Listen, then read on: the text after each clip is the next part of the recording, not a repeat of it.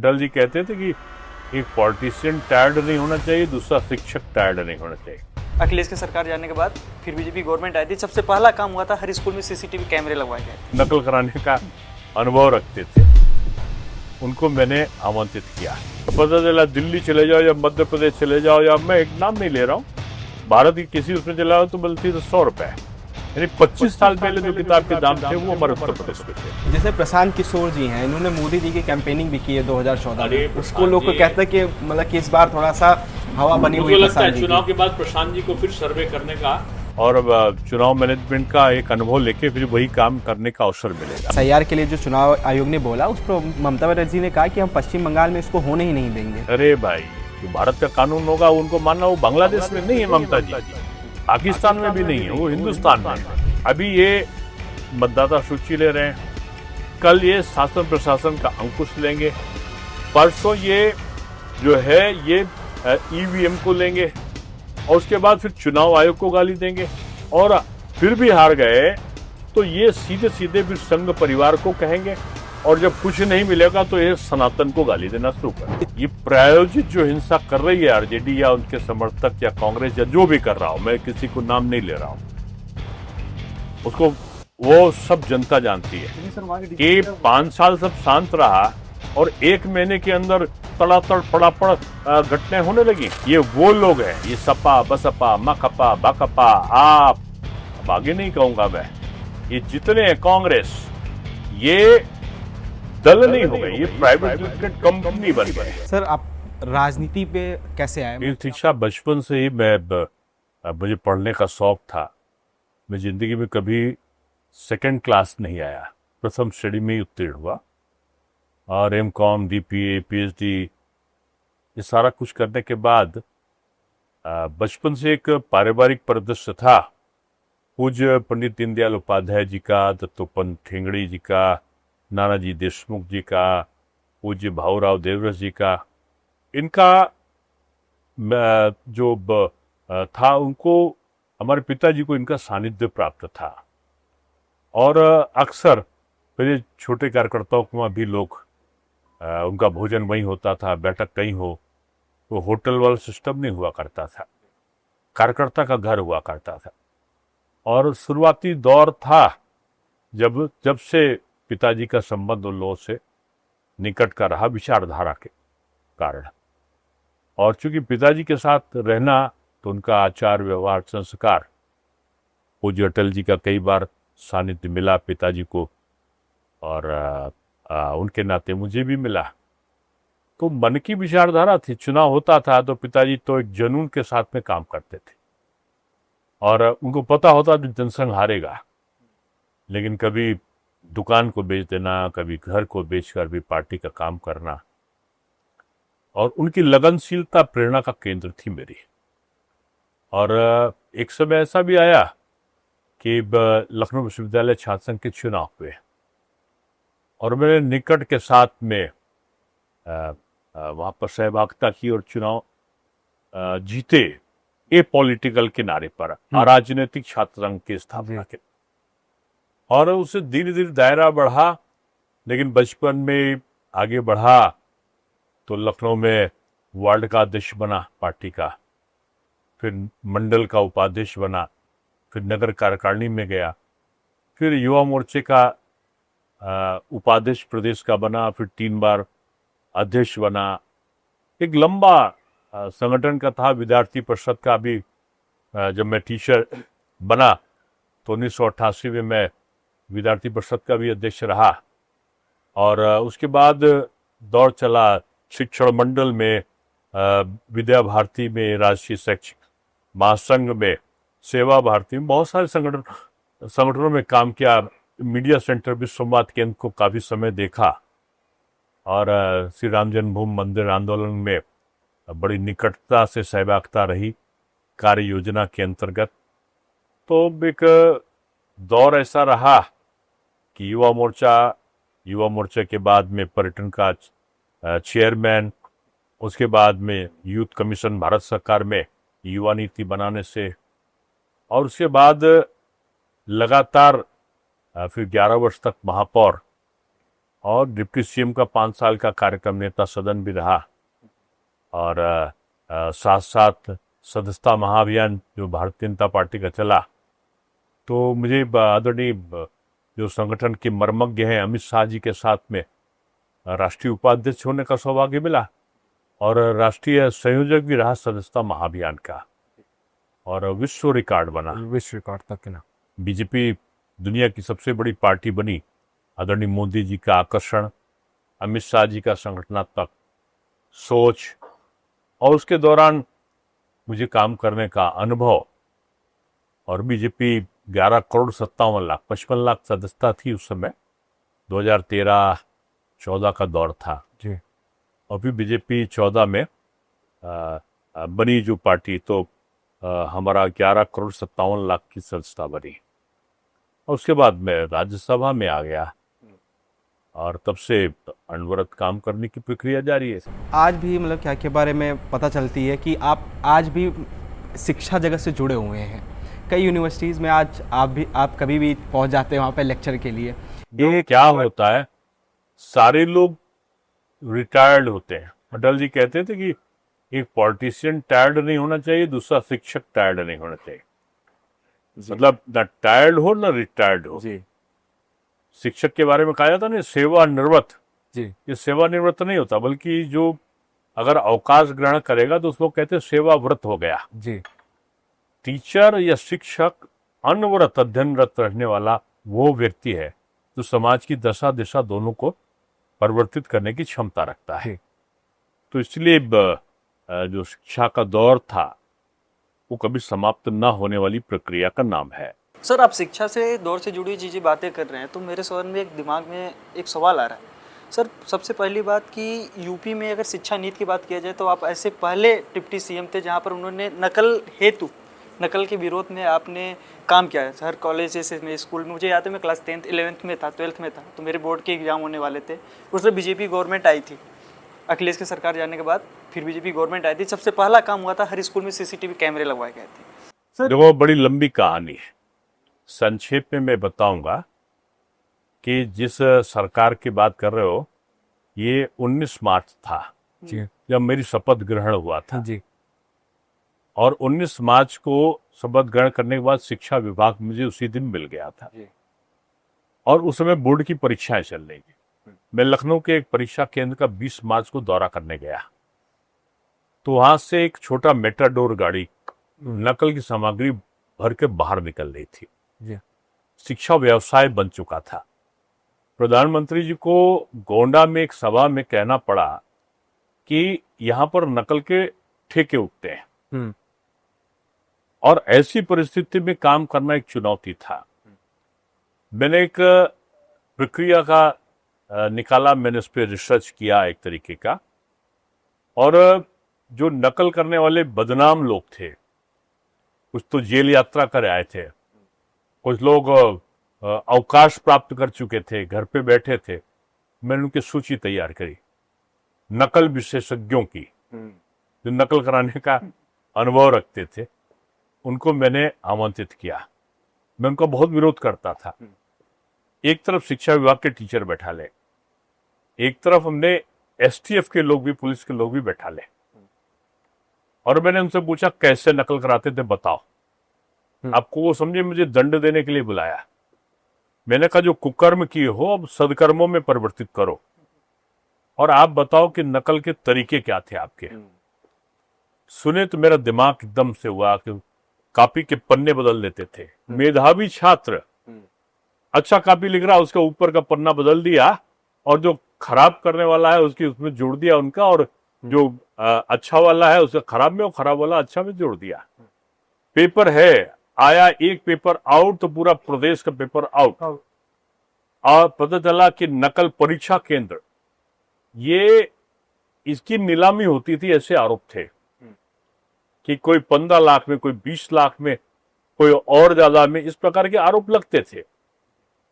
मैंने कहा कि कितने हैं, 17-18 हजार के आसपास परीक्षा केंद्र हुआ करते थे।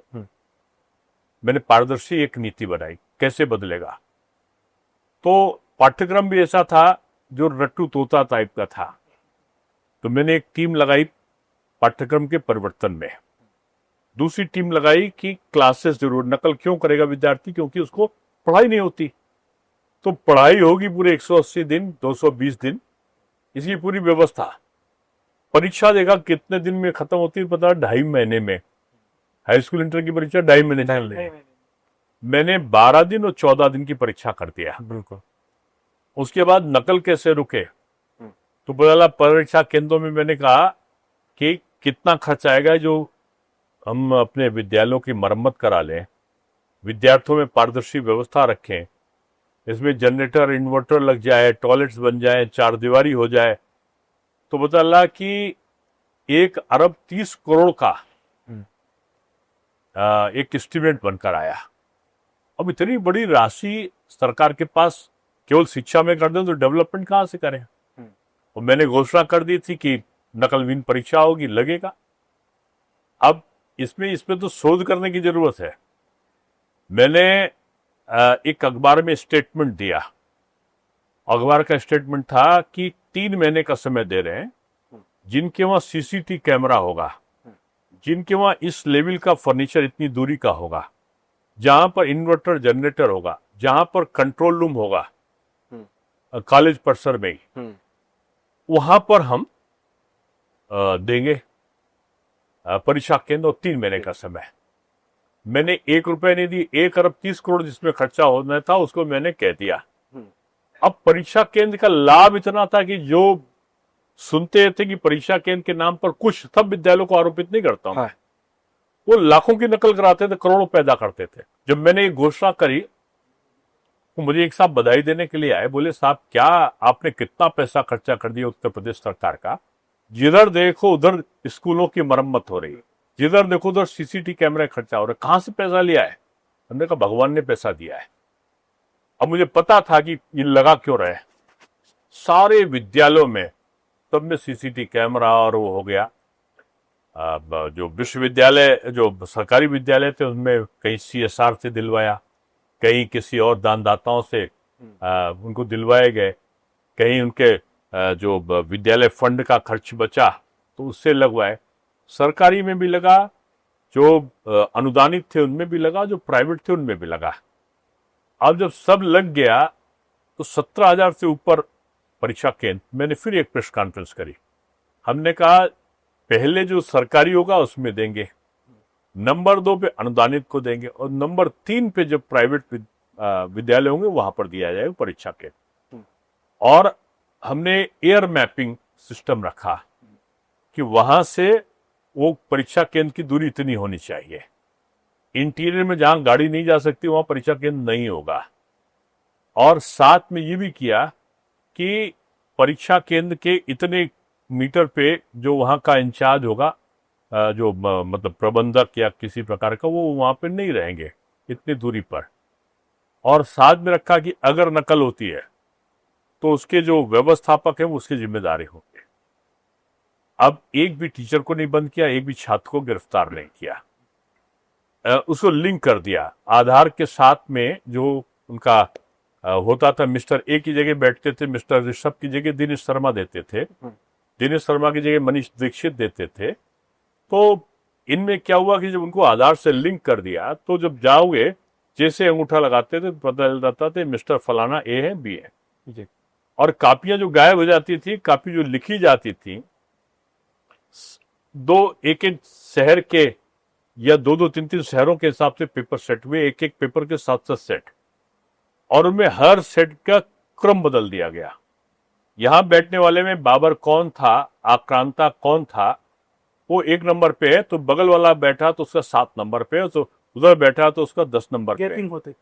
और सिस्टम ये रखा कि अगर 3 जिलों में एक पेपर है तो फिर 3 जिलों में दूसरा सब्जेक्ट पेपर है, चौथे जिले में कोई और है। यानी एक जगह अगर आउट होगा तो 60 लाख विद्यार्थी परीक्षा देता, 60 लाख पेपर मुझे नहीं छपाने, वो 1 ही 2 जिले में फिर छप के परीक्षा होगी। और जो नकल कराता हुआ उसका तो परीक्षा केंद्र डिबार होगा, नंबर 1, जिंदगी में उसको फिर परीक्षा केंद्र नहीं मिलेगा। और नंबर 2 की राष्ट्रुका भी लगेगी, उनका वो व्यवस्थापक भी बंद होगा। और डीजीपी, मुख्य सचिव और मैं और शिक्षा का हमारे सचिव, हम लोग वीडियो कॉन्फ्रेंसिंग करके सब डीएम्स को कहते थे कि जो डीआईओस दे देते थे परीक्षा केंद्र, वो डीआईओस ना दे कि एक कमेटी बनाई गई और उस कमेटी का अध्यक्ष डीएम बने, और डीएम भी उस 4-6 लोगों की कमेटी का निर्णय परीक्षा केंद्र का करने के बाद वो हमारे सचिव जो माध्यमिक शिक्षा है उसको भेजेंगे और वो अंतिम निर्णय लेगा। तो इस प्रकार से जो पैसे के आरोप लगते थे वो ना के बराबर क्या समाप्त हो गए। एयर मैपिंग से दूरी तय हो गई कि बगल बगल नहीं होगा, परीक्षा केंद्र सरकारी होगा तो प्रधानाचार्य को अपनी नौकरी की डर, जो केंद्र अनुदानित है उनको अनुदान समाप्त करने का डर, और जो प्राइवेट थे उनकी मान्यता रद्द करने का डर। इस डर ने नकल को समाप्त किया और पहली बार जो परीक्षा केंद्र थे उसमें एक एक कमरा में वो होता था जो कंट्रोल रूम, उसके द्वारा उसको, और उस कंट्रोल रूम की नेटवर्किंग, जिले का एक कंट्रोल रूम और जिले का कंट्रोल रूम एक शहर का, हमारे लखनऊ का कंट्रोल रूम, बगैर पैसा किए एक भी व्यक्ति को गिरफ्तार नहीं। पहली बार 10 लाख से ऊपर 11 लाख विद्यार्थी पता चला डुप्लीकेट थे। मिस्टर ए 3-3 परीक्षा केंद्रों में एनरोल कराते थे। पता नहीं कौन कौन प्रदेशों के लोग ट्रेन में बैठकर उत्तर प्रदेश केवल परीक्षा देने आते थे कि वो परीक्षा नहीं, वो आते थे उनकी जगह बैठ के कोई दूसरा परीक्षा देता था। तो सुधार का हुआ, फिर पाठ्यक्रम बदला, व्यवसायिक दृष्टिकोण का पाठ्यक्रम बना और रिजल्ट हमारा अब ऐसा हुआ कि पूरा देश हमारी वहाँ की आज मॉडल है। उत्तर प्रदेश पूरा प्राइवेट यूनिवर्सिटी का एक्ट बनाया, पूरा जो हमारा जो एनसीईआरटी की किताबें थी, पुस्तकें थी, वो गाजियाबाद में मिलती थी 30 रुपए की, और पता चला दिल्ली चले जाओ या मध्य प्रदेश चले जाओ, या मैं एक नाम नहीं ले रहा हूँ, भारत की किसी उसमें चला जाओ तो मिलती थी 100 रुपए। यानी 25 साल पहले जो किताब के दाम थे वो हमारे उत्तर प्रदेश में थे। और उत्तर प्रदेश का जो पाठ्यक्रम था वो व्यावसायिक परक था। हम लोगों ने शोध गंगा पोर्टल का इजाद किया, सेंटर ऑफ एक्सीलेंस दिए, शोध पीठे हर विश्वविद्यालय में, दीनदयाल उपाध्याय शोध पीठ, बाबूराव देवव्रत शोध पीठ, महात्मा गांधी रोजगार सृजन पीठ, अटल बिहारी वाजपेयी सुशासन पीठ, राम मनोहर लोहिया पीठ, बहुत सारी पीठों की स्थापना। यानी पठन पाठन का जो केंद्र हुआ, अभी आप देखो तो A++ हमारे वहां के 5 विश्वविद्यालयों को मिला है, 4 या 5 विश्वविद्यालय। हमारी वर्तमान सरकार बहुत अच्छा काम करी, पिछली सरकार ने बहुत अच्छा काम किया। जी सर, एक सवाल मेरे दिमाग में आ रहा है, जब आप उप मुख्यमंत्री थे, आपने शिक्षा को लेकर जो काम किया, और आज की डेट में देखा जाए, अभी हाल में ही खबर आई थी कि आपकी सरकार ने, आपकी गवर्नमेंट ने, कि 5000 स्कूलों को मर्ज करने का काम कर रही है। क्यों ऐसा सोचते हैं? ये स्कूल ऐसा बनेगा कि स्कूल देखते हुए हो। ये जो मर्ज करने का जो अफवाह फैला रहे ना, कौन से स्कूल हैं जहां 5 बच्चा 10 बच्चा ऐसे थे, ये स्कूल के नाम पर धंधा हो रहा था कई जगह पर, कि पता लगा कि टीचर की जो आज अच्छे टीचर है, हमारे बहुत अच्छे टीचर है, उनकी तनख्वाह 1 लाख रुपए से ऊपर, और पढ़ाएंगे वो 5 या 10 बच्चों को। सर कुछ दिनों और टूटी हुई बिल्डिंग, बच्चों की जान का खतरा। तो ऐसे विद्यालय कुछ चिन्हित किए गए जो टूटे हुए थे या बच्चे कम आते, तो उनको आपस में बगल में थोड़ी दूर पे रहने वाले विद्यालयों के साथ में समायोजित किया गया। सर कुछ दिनों पहले आपके नेता हैं संजय सिंह, वो बांद्रा गए थे उत्तर प्रदेश के, वहाँ पे उन्होंने ये आरोप लगाया कि यूपी में गवर्नमेंट शिक्षा नहीं चाहती। यहाँ पर यूपी दिल्ली का तो मैं नहीं कहूँगा, किसी प्रदेश से तुलना भी नहीं, 5-6 यूनिवर्सिटी को A++, बाकी यूनिवर्सिटी को A+ या A ग्रेड मिला है। और जो हमारे यहाँ के विद्यालय हैं, आज पूरे देश में सबसे ज्यादा सिलेक्शन कहीं का हो रहा है तो उत्तर प्रदेश के स्कूलों से हो रहा है। अच्छा अध्यापक हो, अच्छा सिलेक्शन हो, ये जरूरी है। 1,37,000 बेसिक टीचर का अपॉइंट हुए, एक आरोप नहीं। आज 27,000 से ऊपर माध्यमिक शिक्षा के टीचर अपॉइंट हुए, एक आरोप नहीं। डिग्री कॉलेज हजारों की संख्या में हुए, एक आरोप नहीं।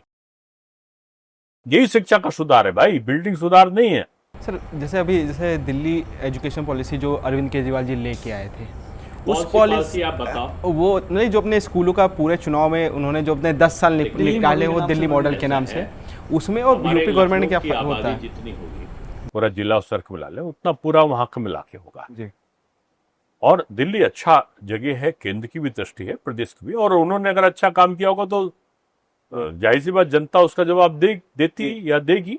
जी लेकिन 3 स्कूलों को अच्छा करना महत्वपूर्ण नहीं है। हमारे वहां तो दिल्ली में जितने विद्यालय होंगे, उत्तर प्रदेश में शायद एक शहर में है उतने विद्यालय, बिल्कुल और 75 जिले हैं हमारे। बिल्कुल 75 जिले मतलब है कई हजार या लाखों में शिक्षक हैं। जहां जितनी कुछ प्रदेशों की आबादी है उतने हमारे वहां शिक्षक हैं बेसिक के। बिल्कुल सर। तो अंतर होता ना, अभी बिहार चुनाव भी नज़दीक है। और तुलना किसी की किसी से नहीं होती। जी सर, बिहार चुनाव भी नज़दीक आ रहा है और उसको एसआईआर को लेके बड़ा मतलब कि सवाल उठा रहा है सर। स्पेशल इंटरेस्ट रीजन लोकतंत्र की परंपरा को हमने अडॉप्ट किया है भारत में। तब से चुनाव आयोग चुनाव से पहले जो विसंगति होती है सूची में चुनाव की, वो दूर करता है। बिल्कुल कांग्रेस ने इसकी शुरुआत करी है। कांग्रेस जब तक सत्ता में किया है, आम आदमी पार्टी सत्ता में रही उसने दिल्ली में किया है, तृणमूल रही है उसने बंगाल में किया है, हर सरकारों में हुआ है। काहे को आपत्ति है भाई? वो तो बोल रहे हैं कि भैया बीजेपी अरे जो गरीबों और वो उसको वोट काट रही है। पहले हारने की संभावनाओं के रहते ये पहले से ही बहाना क्या लेंगे? अभी ये मतदाता सूची ले रहे हैं, कल ये शासन प्रशासन का अंकुश लेंगे, परसों ये जो है ये ईवीएम को लेंगे, और उसके बाद फिर चुनाव आयोग को गाली देंगे, और फिर भी हार गए तो ये सीधे सीधे फिर संघ परिवार को कहेंगे, और जब कुछ नहीं मिलेगा तो ये सनातन को गाली देना शुरू कर देंगे। लेकिन जो एसआईआर के लिए जो चुनाव आयोग ने बोला, उस पर ममता बनर्जी ने कहा कि हम पश्चिम बंगाल में इसको होने ही नहीं देंगे। अरे भाई, क्या उनका साम्राज्य है क्या पूरे देश में? जो भारत का कानून होगा उनको मानना, वो बांग्लादेश में नहीं है ममता जी, पाकिस्तान में भी नहीं है, वो हिंदुस्तान में है। हिंदुस्तान का कानून कहता है कि इसका पुनरीक्षण होगा, आपको मानना पड़ेगा। लेकिन वो बोलते हैं कि बीजेपी तानाशाही कर रही है, चुनाव आयोग के तोता बन चुकी है। अब जो तानाशाही की चरम सीमा पार कर चुका हो और वो बीजेपी पे ये आरोप लगाए, ये हास्यास्पद। तो लेकिन ये तो यही बोलते हैं ना सर। राहुल गांधी कुछ दिनों पहले प्रेस कॉन्फ्रेंस करने के, आपको पता होगा, महाराष्ट्र चुनाव के बाद उन्होंने 5 चीजें बताई थी, अब लेख भी छपवाया था उन्होंने। देखिए, आदरणीय राहुल गांधी जी निश्चित रूप में एक अच्छे व्यक्ति हो सकते हैं, लेकिन एक राजनीतिक रूप में वो अभी उनको बहुत कुछ समझने की आवश्यकता है। सर, बिहार में क्या लग रहा है इस बार जाति का जो मुद्दा बिहार में हमेशा रिकॉर्ड रहा है, टूटेगा, रिकॉर्ड जाति के बंधन टूटेंगे। जाति के बंधन टूटने वाले। लेकिन सर इस बार त्रिकोणी मुकाबला नहीं कहा जा रहा है, क्योंकि अरे प्रशांत कहाँ किशोर के त्रिकोणी आ जाने भाई, से कहाँ त्रिकोणी है? अखबारों में बयानवीर लोग के नाम आ जाए वो त्रिकोणी हो जाएगा। वहां एक पक्षी चुनाव कह सकते हो आप। क्योंकि सर पेज आपने एनडीए की अब तक की सबसे बड़ी जीत बिहार में होने वाली है। सर, एक चीज, जैसे प्रशांत किशोर जी हैं, इन्होंने मोदी जी की कैंपेनिंग भी की है 2014 अरे में। उसको प्रशांत लोग को जी- कहते हैं कि मतलब कि इस बार थोड़ा सा हवा बनी हुई मुझे है लगता है प्रशांत जी की। चुनाव के बाद प्रशांत जी को फिर सर्वे करने का और अब चुनाव मैनेजमेंट का एक अनुभव लेके फिर वही काम करने का अवसर मिलेगा। लेकिन सर जैसे मैं आपको बोल रहा हूँ, बीजेपी हर बार जब इलेक्शन करती है तो वहाँ पे जाती है चुनाव प्रचार के लिए, कैंपेनिंग के लिए, तो वहाँ पे बोलती है कि लालू के राज में जंगल राज है। बिहार में अभी कुछ दिनों से क्राइम रेट देखा जाए तो कितनी तेजी से बढ़ रहे हैं। अब कुछ ही दिन आपने खुद ही इसका उत्तर दे दिया। ये चुनाव की बेला पर ये प्रायोजित जो हिंसा कर रही है आरजेडी या उनके समर्थक या कांग्रेस या जो भी कर रहा हो, मैं किसी को नाम नहीं ले रहा हूं, उसको वो सब जनता जानती है देखिए सर वहाँ की कि 5 साल सब शांत रहा और 1 महीने के अंदर तड़ातड़ पड़ापड़ घटनाएं होने लगी। अभी जो मारने वाला है ना, उसे जब टूटी हुई टांग से निकला है जी। तो अपराधी भी समझ गया कि अब हस्र बिहार में क्या होने वाला है। ये योगी बाबा का उत्तर प्रदेश का मॉडल जो है अब बिहार में भी चल गया है। बिहार में भी चल गया है। लेकिन सर मुझे एक बात नहीं समझ में आ रही है, पहले गवर्नमेंट तो आपकी है ना 20 सालों से एनडीए के साथ चला रही है, सुधार तभी तो हुआ है ना। लेकिन तभी तो सुधार बिहार में हुआ। बिहार पहले वाला बिहार आज नहीं है। लेकिन एनसीआरबी की रिपोर्ट तो कुछ और बोलती है। अब एनसीआर में अभी बिहार को इतना ज्यादा इन लोगों ने बिगाड़ा था आर्थिक रूप में, भ्रष्टाचार करके, जातिवादी जहर, सांप्रदायिक जहर, इतने सारे जहर घोले हैं, अब उनमें अमृत की बूंदें डाली जा रही हैं। सर आपने जातिवाद का नाम ले लिया तो मुझे एक चीज़ याद आ गया। पिछले कई दिनों से राहुल गांधी एक बात चला रहे थे, आपको पता ही होगा ना आर्यन, बात क्या था वो? जातिगत जनगणना की बात कर रहे थे। बोल रही थी बीजेपी जाति की अब देख जनगणना रहे नहीं ना। कराएंगे, अब देखो नहीं हमने कर रहे ना। हमारे वजह से जाति की वो जनगणना पर आ गई। नेतागिरी के लिए करते हैं। और दूसरा जो है वास्तविक रूप में करते हैं। मोदी जी जाति जनगणना करा रहे हैं युवाओं को रोजगार देने के लिए, युवाओं को जातिवाद से मुक्त करने के लिए और युवाओं के लिए रोजगार सृजन के नए अवसर को देने के लिए और वहां का जहां पिछड़ा हुआ क्षेत्र उसके डेवलपमेंट के लिए। इसलिए उनकी जाति गणना और बीजेपी की जाति गणना में बहुत अंतर है। राहुल जी से जब उनकी जात पूछी गई थी तो वो भड़क गए थे लोकसभा में अखिलेश यादव ने और वो दुनिया भर की वो जातों को बता रहे हैं। तो ये जाति वाले ऐसे लोग हैं जिनके पास मुद्दे विकास के नहीं है, और जिनके पास विकास के मुद्दे नहीं है वो कहीं सांप्रदायवाद लाते हैं, कहीं आतंकवाद लाते हैं, कहीं कहीं जातिवाद लाते हैं, उसके बाद बिहार जा रहे हैं। अब बदला हुआ भारत है ये युवा भारत है, इसलिए अब वाद नहीं चलेगा, एक ही वाद चलेगा, है वो है राष्ट्रवाद। राष्ट्र और इन सबको मोदी फोबिया हो गया है। सर चुनाव सुबह है वो राहुल गांधी जी को सपने में 4 बजे मोदी जी आते हैं, तो पता चला 8 बजे आदरणीय अखिलेश जी नाश्ता करने बैठते हैं तो मोदी जी का कोई ना कोई विचार अच्छा या बुरा जो भी हो वो आता है। दोपहर को केजरीवाल जी के उसमें होता है, तो रात होते होते ममता जी को जो रात्रि का स्वप्न है मोदी जी का फोबिया का, वो आ जाता है। ये विडंबना है। मोदी नाम नहीं इस देश के लिए एक आंदोलन है। मोदी जी का नाम नहीं एक सुधार की प्रक्रिया का, एक नेतृत्वकर्ता का स्वरूप है। इसलिए ये वो लोग हैं, ये सपा बसपा मकपा बकपा आप, अब आगे नहीं कहूंगा मैं, ये जितने हैं कांग्रेस, ये दल नहीं हो गए, ये प्राइवेट लिमिटेड कंपनी बन गए।